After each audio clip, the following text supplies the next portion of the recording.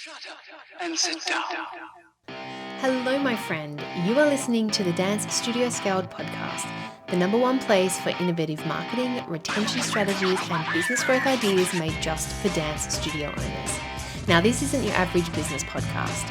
We're here to shake things up, simplify the hustle, and focus on real, actionable insights. I'm your host, Jen Dalton, and after 30 years of running studios, coaching owners, and scaling businesses, I know one thing's for sure. There's no one size fits all in this industry. You've got the passion and I've got the tools to help you take it to the next level. So hit that subscribe button, grab a coffee, and let's scale your studio together. Hey Dance Fam, and welcome back to this week's episode of the Dance Studio Scaled podcast. Now, if you're listening to this in real time, you are well into the new dance season, and I truly hope that things are starting to settle down and you're finding a bit of a flow. You're finding your new families are settling, your returning students are settled, your team is just thriving. But let's be honest, does it ever really settle? You know, I used to have this running joke with my mum, and we'd say to each other, okay, it's all happening, a big day, big week, things will settle down next week. Or within 2 weeks, it'll all start to calm a little bit. Or once we hit week 7, things will settle. But you know what? It never really did. There was always something. And the funny thing is, I actually kind of love that when I sit and think back, that the hustle, the energy, that constant motion of studio life. It is part of what makes running the studio so rewarding. But here's the thing I did realize over the years was there's a difference between staying busy and being busy while building your business that actually grows. And some studio owners will spend years in that day-to-day, that feeling like they're constantly chasing their tail. But others, they find ways to scale. They find ways to simplify what they're doing, but still create that real momentum and keep that energy feeling within the studio walls. And the difference is it's not luck. It's not about having the flashiest studio or the biggest comp team. It really all comes down to your thoughts and actions. And right now I am having many great conversations with studio owners who are at that place where they are feeling like they're ready to break that cycle. They know that they don't want to be in the same place this time next year. They are looking for that clarity, they're wanting the structure, and they're wanting that support to help them create a clear path to move forward. That may be you, that may not be you at this point, but this is exactly what we do in the Dance Studio Scale Mastermind. So if you are feeling like this, and maybe you're feeling a little bit pulled towards, getting some support, having a strategic plan in place to step your studio into the next level, whatever that looks like for you, I would love for you to send me a DM and we can have a chat about whether this might be the right fit for you. But this episode today, I'm going to be pulling back the curtain on those 8 key shifts that high-performing studio owners make. And these are the ones that I see daily inside the mastermind. So I'll just give you a little bit of an insight. See if it resonates with you. See what you are doing, where you can maybe improve or change. That's what this episode's all about. Okay, so I'm going to start with the first thing. Now, the first thing that high-performing studio owners do is they show up. They are fully invested. And I'm not just talking physically, but mentally and emotionally. They commit to their growth and the growth around them. I'm not saying it's easy, but they make the decisions, and sometimes making the decision is the biggest hurdle. Now, the studio owners who are getting the biggest results are the ones who prioritize their development. They're engaged in a group, they're asking for help, they're contributing, and they're bringing energy and intention to everything they do. These are the ones who are not just trying things here and there, but they're all in on their growth. Okay, the second thing that high-performing studio owners do is they do the work with no excuses. So the difference between struggling and scaling is implementation. It's one thing to hear strategies and ideas, but it's another to actually do the work. And those top performing studio owners don't just listen and take notes. They apply the strategies, the ideas, the changes. They follow through, and they make decisions in their business fast. Now, sometimes these work and sometimes they don't, but they take responsibility and they're not blaming others. They're not blaming circumstances. They're not blaming the economy. They're taking responsibility. And if it doesn't work, we change and we do it differently the next time. That's what I'm seeing a lot of, and I love it. Okay, the next thing, number 3, is they ask really great questions. High performing studio owners, they just seek clarity. They're not afraid to ask questions. They're not afraid to challenge their understanding and refine their approach.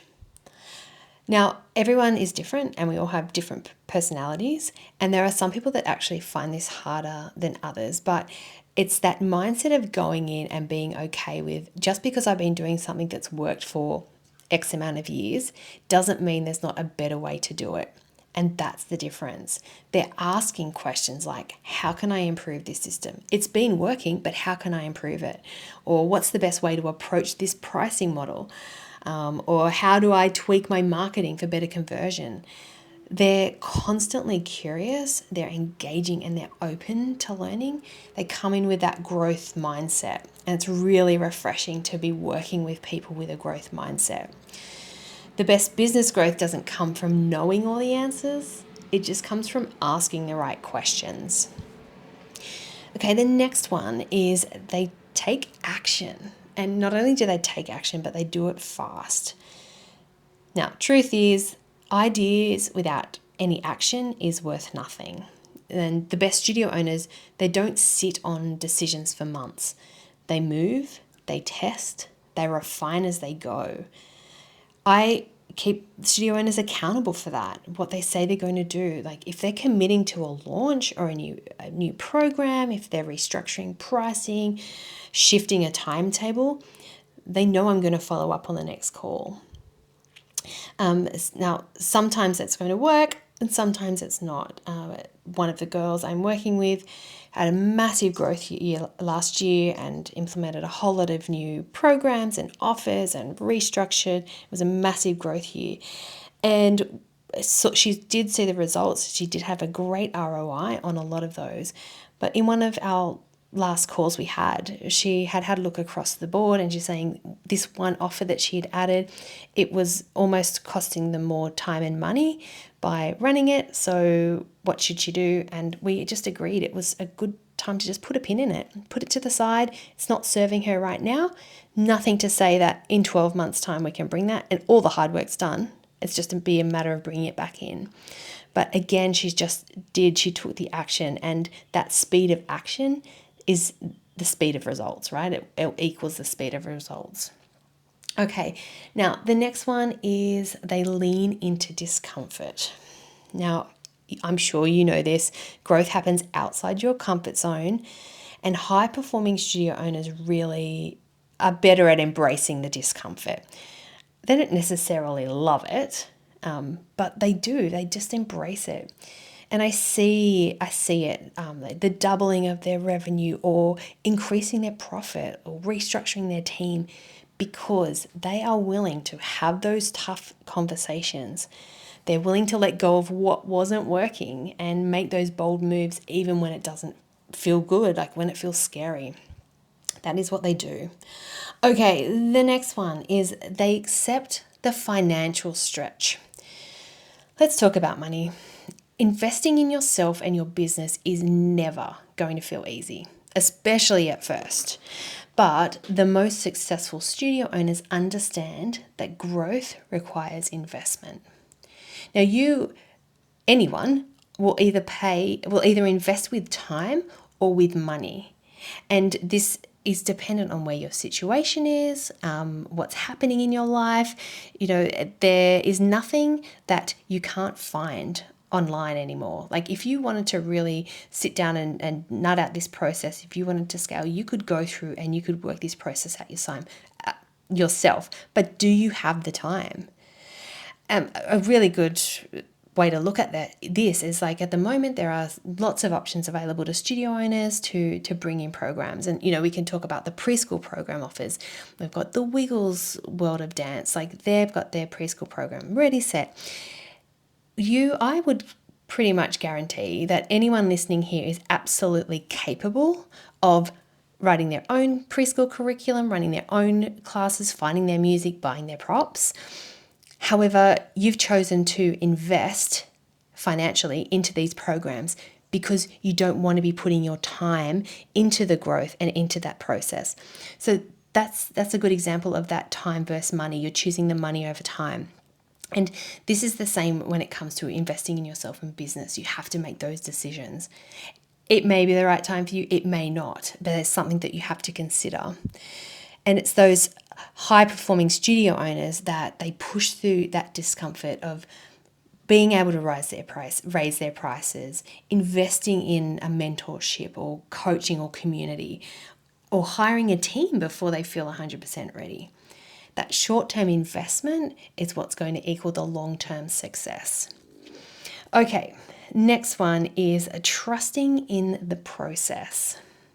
Because let's keep it real, there are always moments of doubt, and there are moments where it's going to feel like nothing's working or you're not sure what to do next.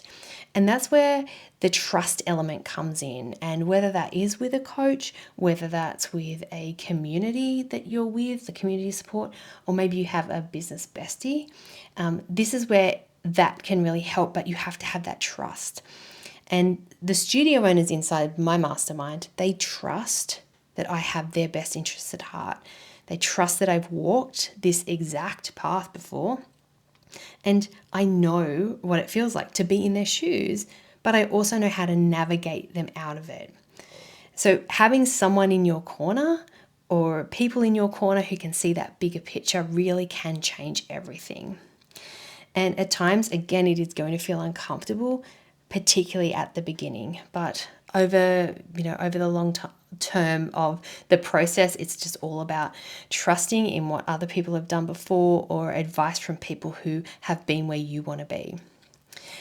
And finally, and I think this is the biggest and most important, and it's the trust that they have in themselves, the trust that they believe in their ability to make good decisions.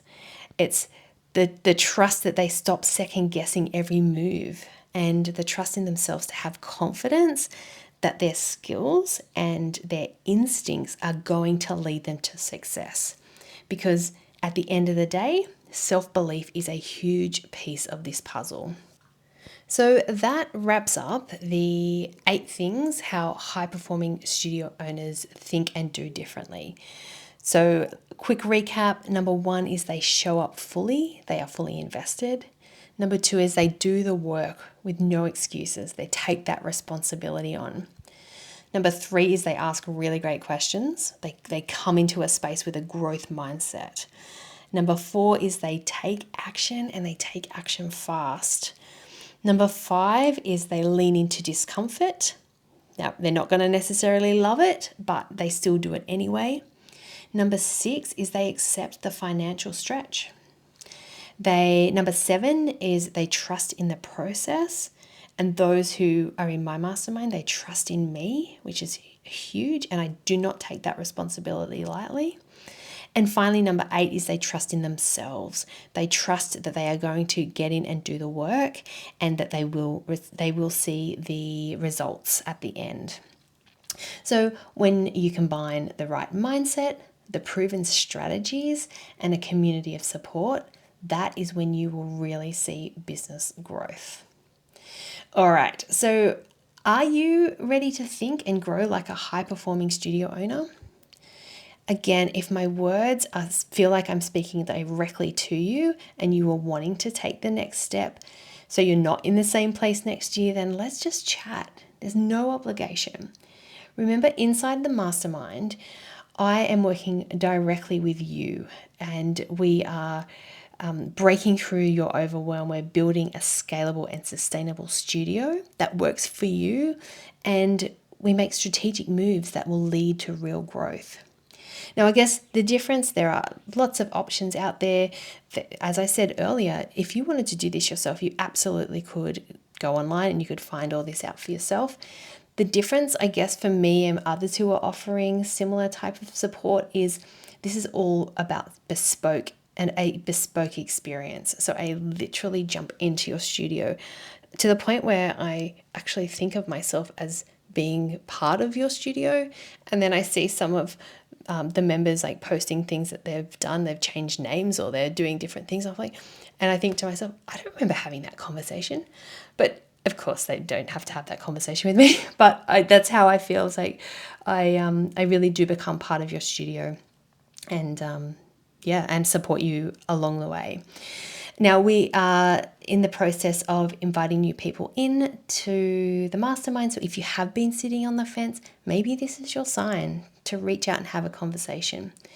If so, send me a DM on Instagram, or you can send me an email, depending what works for you, and we can definitely work out whether this would be the right fit for you. Can't wait to help you step into your next level. Until next time, just keep showing up, keep taking action, and keep moving forward. Thanks for tuning in to the Dance Studio Scaled podcast.